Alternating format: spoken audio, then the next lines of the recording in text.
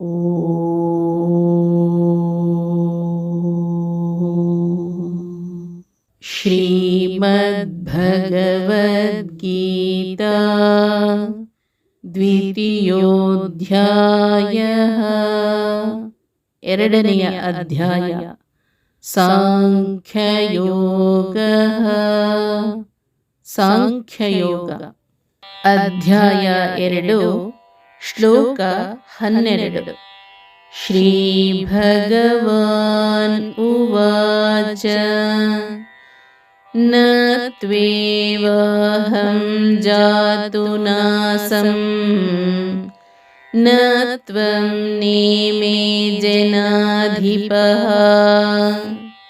ನ ಚೈವ ನ ಭವಿಷ್ಯಾಮಃ ಸರ್ವೇ ವಯಮತಃ ಪರಂ.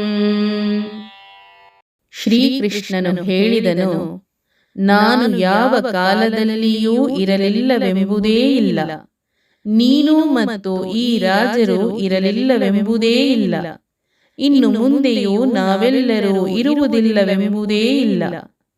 ಪೂರ್ವದಲ್ಲಿ ಎಂದಿಗೂ ನಾನು ಇರಲಿಲ್ಲವೆಂಬುದಿಲ್ಲ, ನೀನೂ ಇರಲಿಲ್ಲವೆಂಬುದಿಲ್ಲ, ಅಥವಾ ಈ ಎಲ್ಲ ಅರಸರೂ ಇರಲಿಲ್ಲವೆಂಬುದಿಲ್ಲ. ಭವಿಷ್ಯದಲ್ಲಿ ನಾವುಗಳು ಯಾರು ಇರುವುದಿಲ್ಲವೆಂಬುದೂ ಇಲ್ಲ. ನಾನು ಹಿಂದೆ ಎಂದೂ ಇರದಿದ್ದವನಲ್ಲ, ಅಲ್ಲ ನೀನು, ಅಲ್ಲ ಈ ಅರಸರು, ಇನ್ನು ಮುಂದೂ ನಾವೆಂದು ಇಲ್ಲವಾಗುವವರಲ್ಲ. ಕೃಷ್ಣ ಇಲ್ಲಿ ಸಾವಿನ ಬಗ್ಗೆ ನಾವು ಏಕೆ ಚಿಂತಿಸಬೇಕಿಲ್ಲ ಎನ್ನುವ ಮಾತಿಗೆ ಪೂರಕವಾಗಿ ಅದನ್ನು ಸಮರ್ಥಿಸುವ ಮಾತನ್ನು ಹೇಳುತ್ತಾನೆ. ಆತ ಹೇಳುತ್ತಾನೆ, ನಾನು ನೀನು ಈ ಎಲ್ಲಾ ರಾಜರು ಹಿಂದೆ ಇದ್ದೆವು, ಇಂದು ಇದ್ದೇವೆ, ಹಾಗೂ ಮುಂದೆ ಕೂಡ ಇರುತ್ತೇವೆ. ದೇಹ ನಾಶವಾದಾಗ ಜೀವನಾಶವಾಗುವುದಿಲ್ಲ. ನಾನು ಹೇಗೆ ಅನಾದಿನಿತ್ಯವೋ ಹಾಗೆ ಪ್ರತಿಯೊಂದು ಜೀವರು ಕೂಡ ಅನಾದಿನಿತ್ಯ.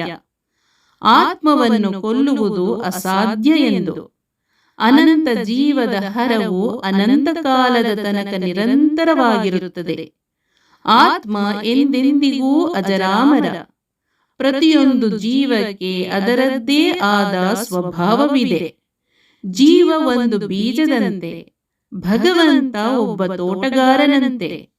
ಆತ ಈ ಪ್ರಪಂಚವೆಂಬ ತೋಟದ ಸೃಷ್ಟಿ ಮಾಡಿ ಈ ಜೀವವನ್ನು ಆ ತೋಟದಲ್ಲಿ ಬಿತ್ತಿ ಅದಕ್ಕೊಂದು ಅಸ್ತಿತ್ವವನ್ನು ಕೊಟ್ಟ. ಪ್ರತಿಯೊಂದು ಜೀವ ಅದರ ಸ್ವಭಾವಕ್ಕನುಗುಣವಾಗಿ ಈ ಪ್ರಪಂಚದಲ್ಲಿ ಬೆಳೆಯುತ್ತವೆ. ಒಂದು ಜೀವದ ಸ್ವಭಾವ ಇನ್ನೊಂದು ಜೀವದ ಸ್ವಭಾವಕ್ಕಿಂತ ಭಿನ್ನ. ಈ ಕಾರಣದಿಂದಾಗಿ ಈ ಪ್ರಪಂಚ ಇಷ್ಟೊಂದು ವೈವಿಧ್ಯಪೂರ್ಣ.